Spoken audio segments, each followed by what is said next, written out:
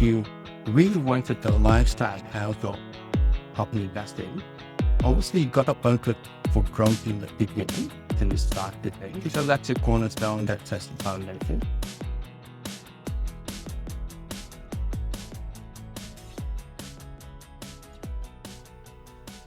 Welcome back to Marketing Made Iconic. Today's guest is a true OG in the property space. Victor Kumar is the founder of Right Property Group, one of the first buyers agencies in Australia. With over 2 decades of experience and a loyal, multi-generational client base, Victor has helped thousands build wealth through property without the flashy marketing hype or hard sells.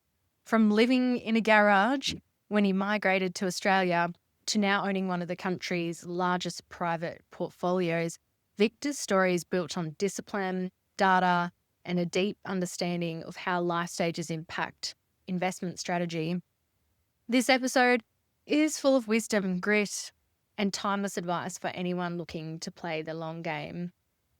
Victor, your story is one of those rare ones that starts humbly and quietly, but becomes something huge.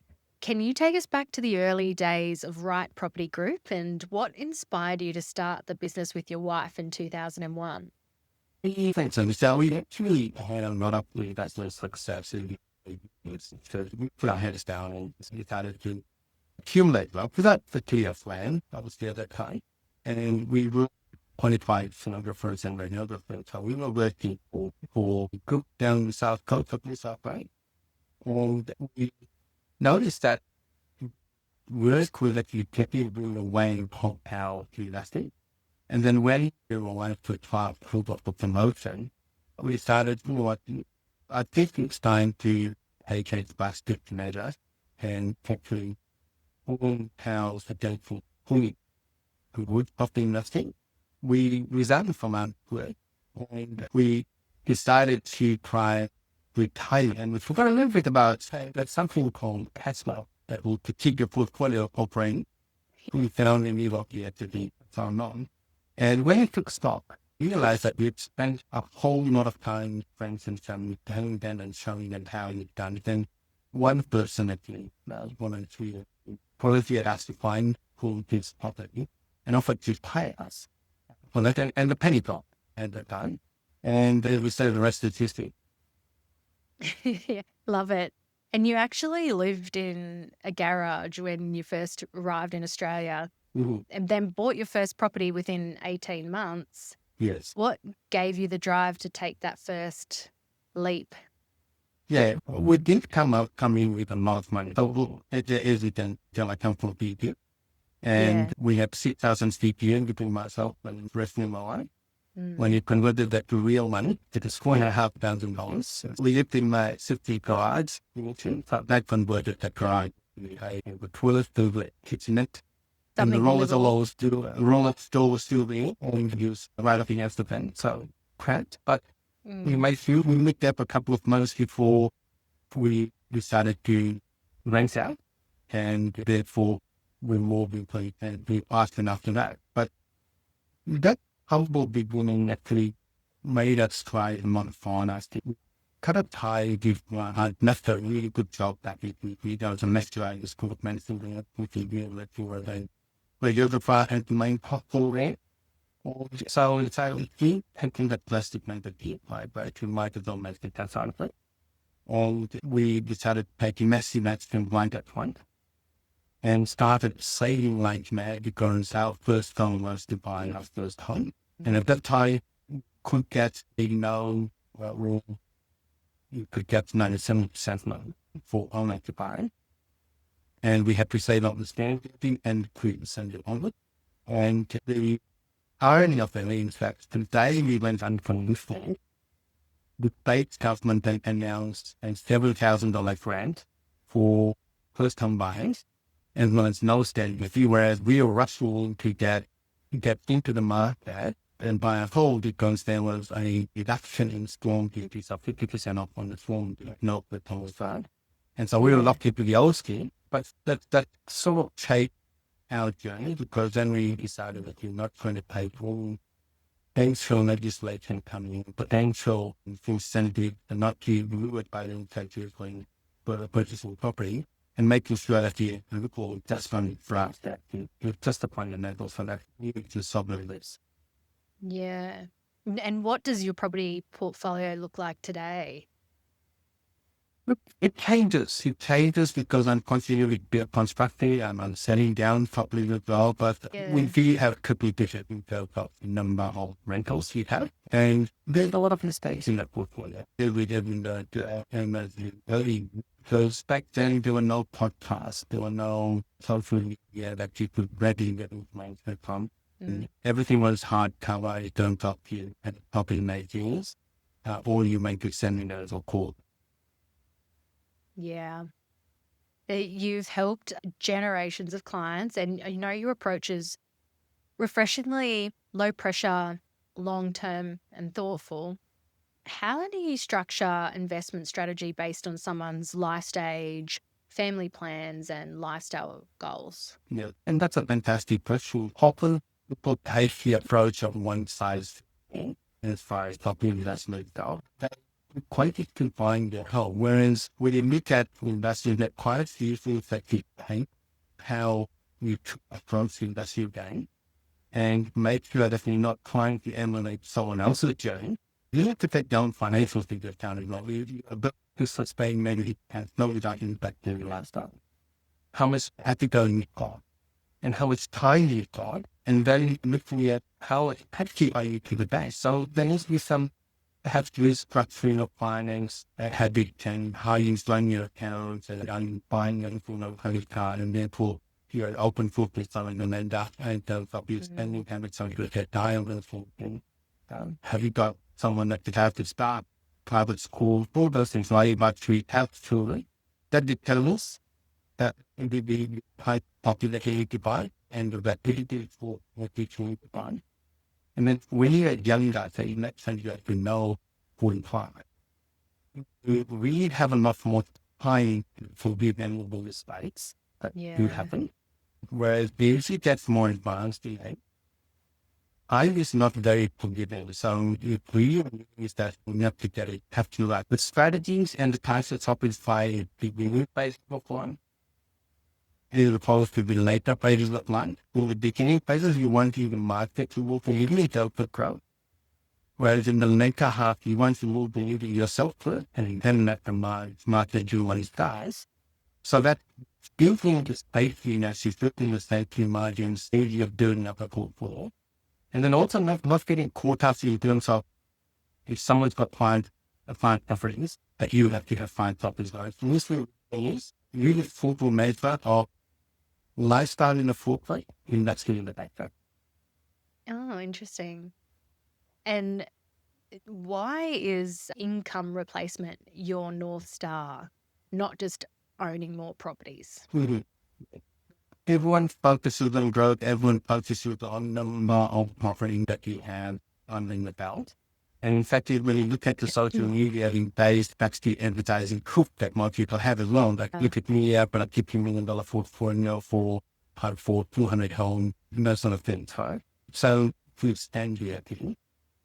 And if you really wanted the lifestyle how to properly investing, obviously you got to focus for growth in the beginning to start the thing. So that's a cornerstone that sets the foundation. Yeah. But you need to turn it rapidly. Okay, where is it heading in terms of how much income can it get you? And if you start with something small, let's work on replacing 1 day's worth of income as opposed to how to replace a whole income. Because we create too big a doll, it becomes other people and it becomes deflating because, as human beings, we operate fast under high pressure. Yeah. And therefore, if we put ourselves under, and we also operate fast when we get rewarded. Yeah. So I think put a little bit of time to say, okay, I want to replace 1 day's worth of income to properly investing and get to that income goal. You see that result unfolding, therefore it gets in 1 day, it gets this systemized, you get to up to 2 days, in 3 days, and making sure that you're not just accumulating properties for the sake of buying properties. Yeah. And I guess a bit of patience is probably Patience required. is the name of the game. That's it. You've watched the buyer's agent industry evolve over time and Mhm. sometimes not for the better. What are some of the biggest mistakes that you've seen newer buyer's agents or investors making today? Look, the industry is standing up. For the buyers agency is loaded in the last probably 7 years. And the reality of it is that a lot of these buyers agencies that are starting are perhaps rolling at the expense of their client. Yeah. No, there's nothing wrong with that. So long as the clients Yeah. understand that if you're buying someone that is less, has less funds on the board, has got less time in the industry, then they're still learning the fine and nuances of it that are not taught in textbooks, they're not taught in courses, they're not taught just because you got a qualification. And most become then very conceptual because the advertising, there's a smaller pool and ever diminishing pool of investors in relation to the number of buyers. You decide what to handle very wisely. You just want to make sure that it's available. Someone that can imagine is market mind and they are really looking at full journey in terms of strategy, in terms of attack. For to buy it, what's happening here? So there's a clear projection for the being here. Yeah. And I know we're so focused on data as well. Yes. Why do you think the industry is so data obsessed and location hype as well? And what's the risk in that? Look, no doubt data has become a whole lot more prevalent because the information we get to get, we live in information age, yeah. But therefore Yeah. data becomes very new to get. And this is where we need to be really careful in terms of matching the data and qualifying the data to get the ground truth to make sure that we are not just looking at data in isolation. Yeah. Data is very important, but we need to put color around it in terms of actually one does agree with because the good thing about data is pointing delay. Right? But you Yeah. look at the first place in data, you forecast for forward facing growth, for forward facing result. Right? So there needs to be some level of caution in there. But also at the same time, the data also give you plans and give you ability to perhaps get into the area by taking deep on ground research to make the data to what's actually happening rather than the downside of data is that you could get it to tell you whatever you want. Right? They use that natural bias when you get deeper data. And it depends on the collection process of the data. For as an example, we only filter I put on data is to say, give me an area where there's the 50% growth. With like areas that has got just fewer sales, or get higher sales, and therefore point to that area, or it could be an abnormality in that area where there's a custom sale that creates that walking data. So you need to be very careful of those things. I like that because this is very important in marketing as well. Mhm. When we set up marketing strategies for businesses and everything, we always say we've got to have a lens to the data. We've got to listen to the data. But there's so many different ways to interpret the data. There's so many different insights you can get out of that. And like you say, there's so much data available to us today. Yes. What is actually the right data that we should be taking into consideration? And I Mhm. always believe as well, and what we do is the data is one indicator, but there are other things that should be used with the data to make informed decisions. Yeah. And Yeah. sometimes we just know stuff as well that inform those decisions. And I think one of the things that really can illustrate that in kind of place, the lead plates that we are not, that will become one of the forms in industry where we don't know what's real and what's not. Let's talk about Right Property Group for a minute. What do you think distinguishes Right Property Group from, I'll say, the flashy marketing first models? Mhm. Yeah. For both, we haven't really never gone down the path of like you are. We don't. I guess the Yeah. advantage there is that you one of the first few capital way, you cut from ability and therefore we drove us in the same. Yeah. And what really touches the fact here is that I systemized everything by this 4-point space. We investing where I built the 4-point from ground up so that people don't have to make those mistakes. I'm not an hold up a bull market. I've seen a project and a bull market. I've seen bad market. I've seen a BFB. So I know how to adjust for it and how to and when to ease off and when to accelerate. And then also putting on the future of finance and then in the future of we do to the whole honesty for it. So we look at it from its own and sometimes like a good approach in that we take full life into account, right? It's not transactional. Now, my clients do end up buying quite a number of it, but it's not transactional in the sense that I get the transaction part of the way forward.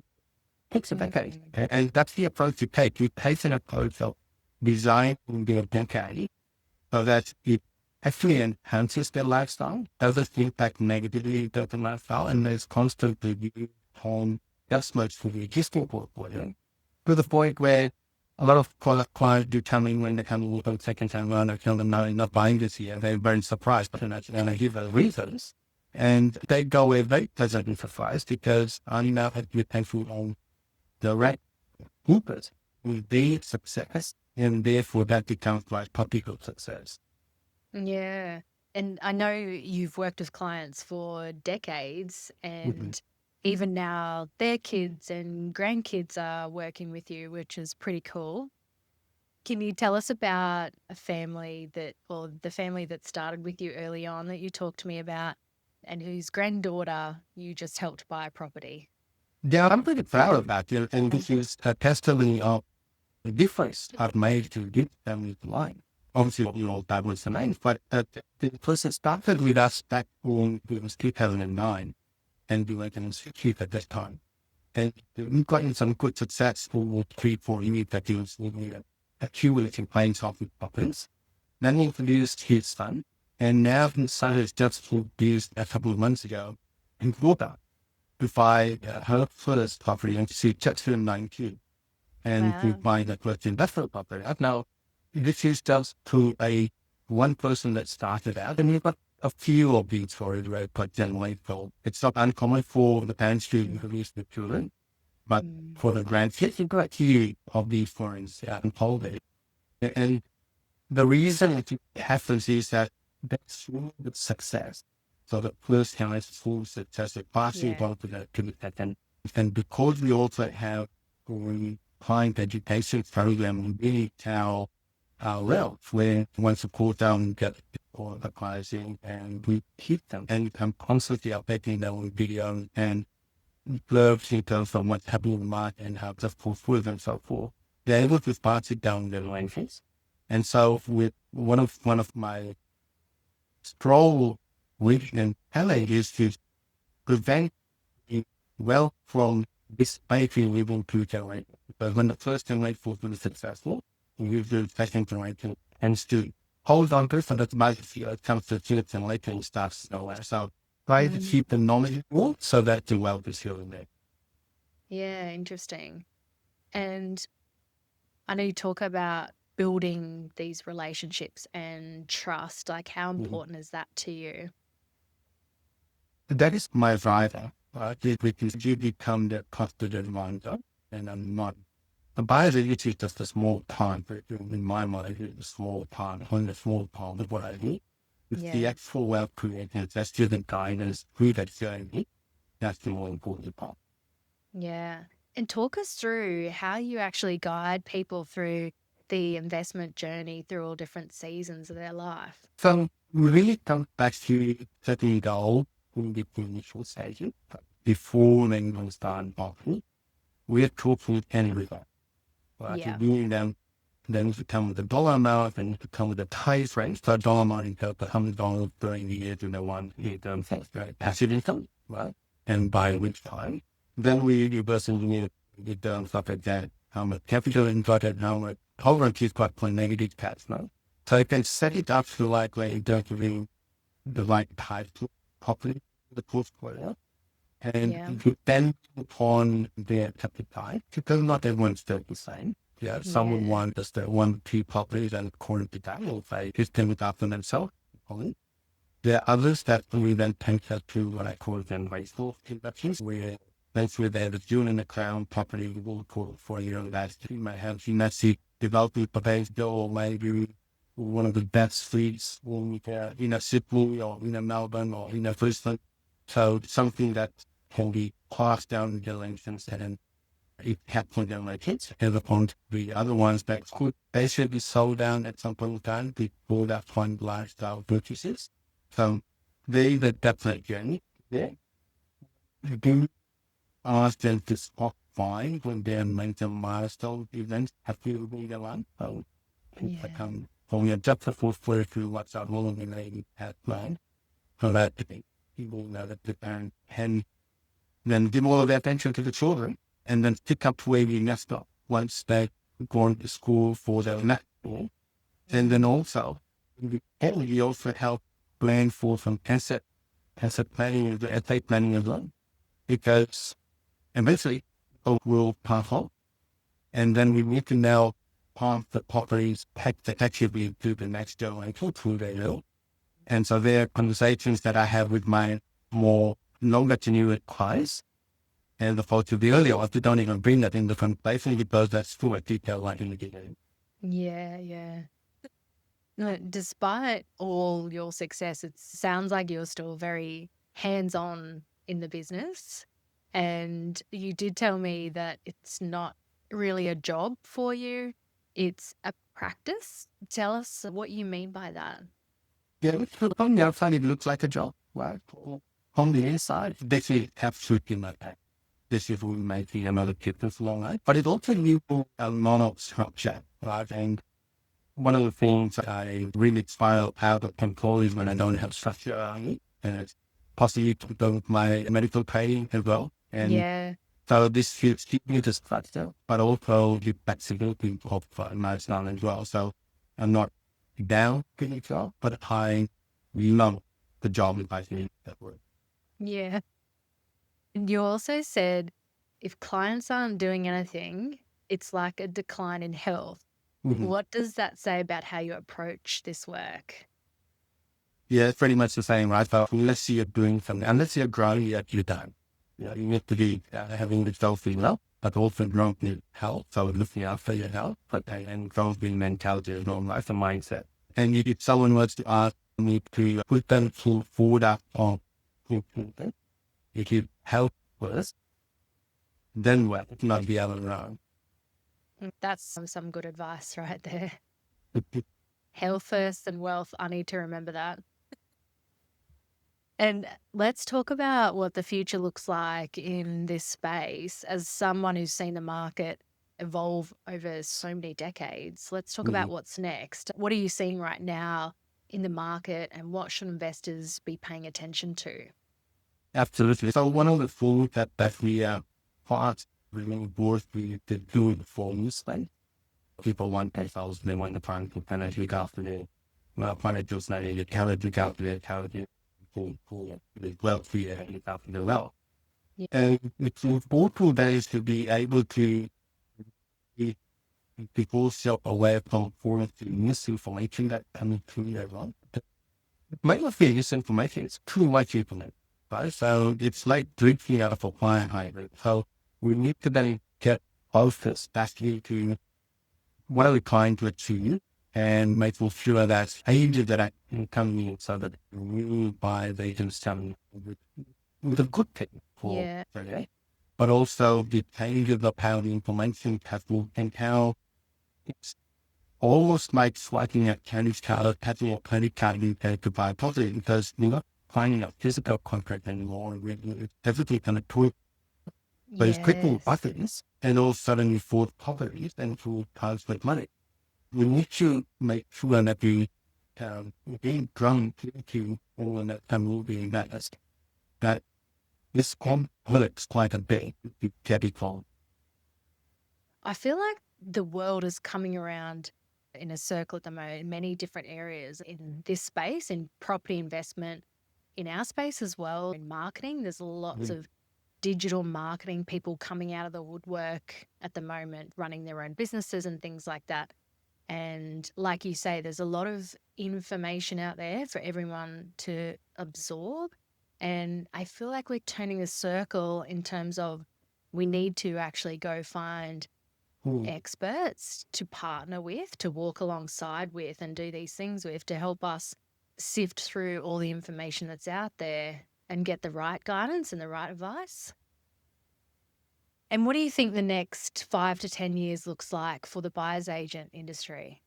I think that's just really exciting though. It come so when I started doing buying businesses where I had to explain to the selling agents that what I did and that I wasn't up to their concept and a new concept. Now buyers agency using collective, right? They did become household in my case.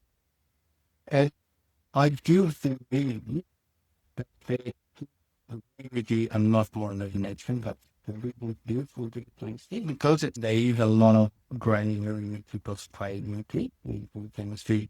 And yes, like any industry, there's some challenges involved.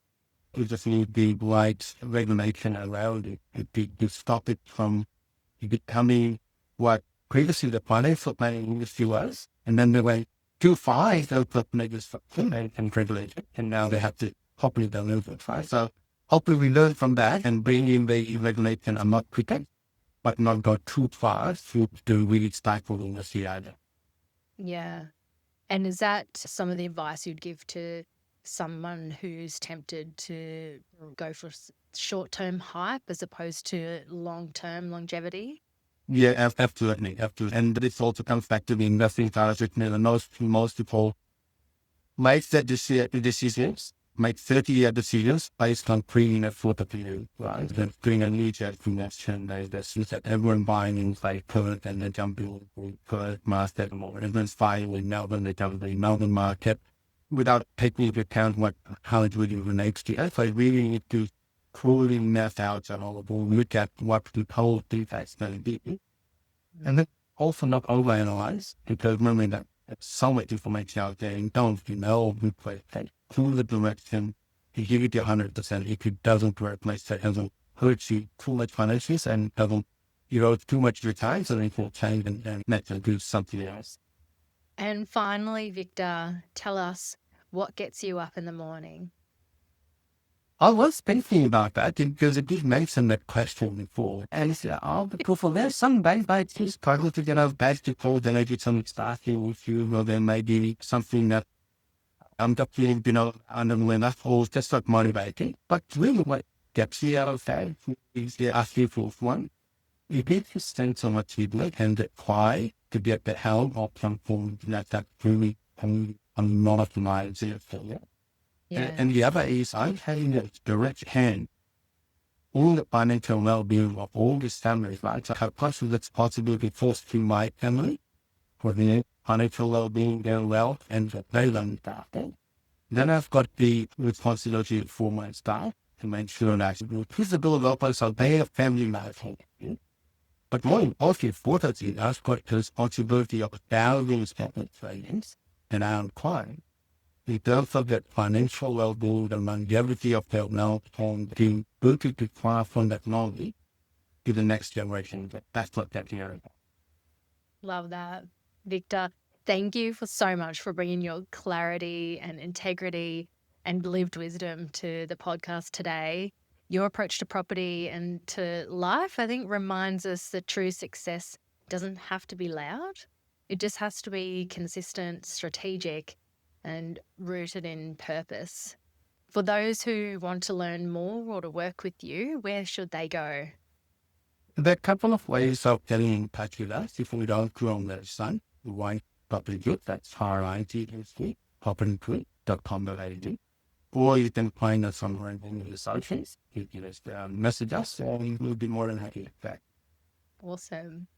If this episode helped shift your perspective, sparked new thinking, or reminded you to zoom out on your investment goals, please share it and subscribe, because the long game is the only game that builds a legacy. Until next time, thanks for listening to Marketing Made Iconic.